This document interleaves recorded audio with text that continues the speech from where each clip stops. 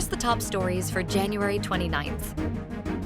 Malacanang said any move to declare Chinese embassy officials persona non grata would be treated as a last resort, stressing that such action carries serious diplomatic consequences and must be carefully weighed.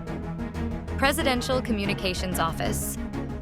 Undersecretary Claire Castro relayed the position of the Department of Foreign Affairs following proposals in Congress and actions by some local governments calling for Chinese diplomatic personnel to be declared persona non grata over an intensified word war with Philippine officials over the West Philippine Sea.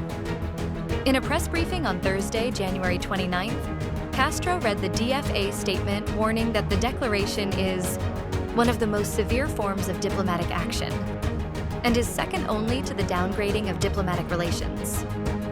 She said the DFA emphasized that the measure should only be considered when relations have seriously fractured, and no other remedy can stabilize engagement.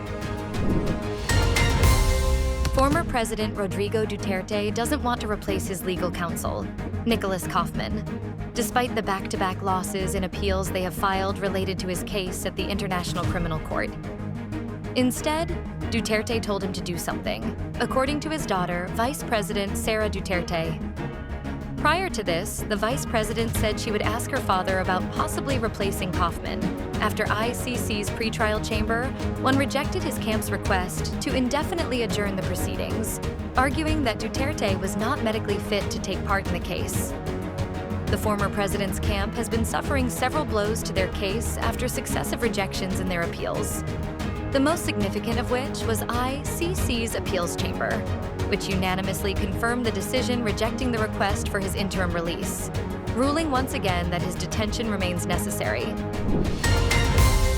While fugitive from justice and resigned Congressman Zaldy has asked the Supreme Court to stop the Office of the Ombudsman from prosecuting him, Assistant Ombudsman Miko Clavano said the petition is nothing but a dilatory tactic.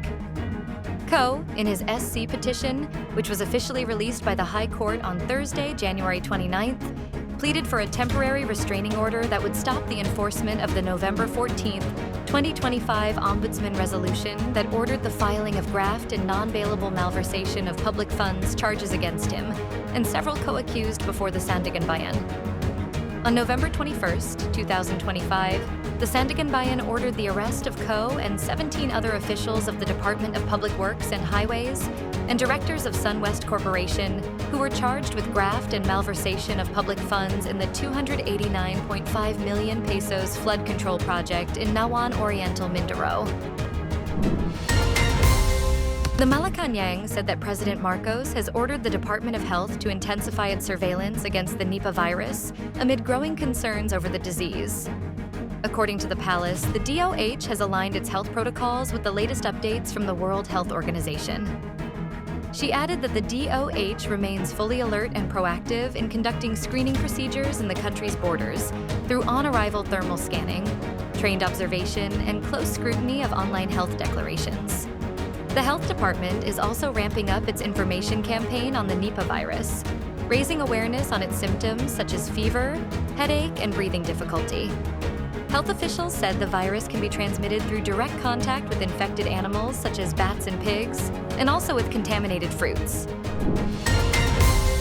Palestinians are eagerly awaiting the reopening of the Rafah border crossing, which is Gaza's lifeline and only gateway to the outside world that wasn't controlled by Israel before the war. The opening is expected after Israel on Monday announced that the remains of the final hostage in Gaza, Ran Gvili, had been recovered. Hours earlier, Israel had said it would open the Rafah crossing with limitations once the search operation for Gvili was complete.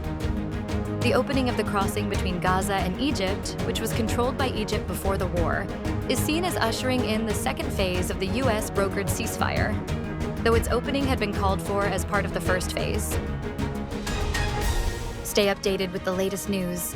Visit our website at www.mb.com.ph or follow us on social media. Thanks for tuning in to the Manila Bulletin Daily Rundown.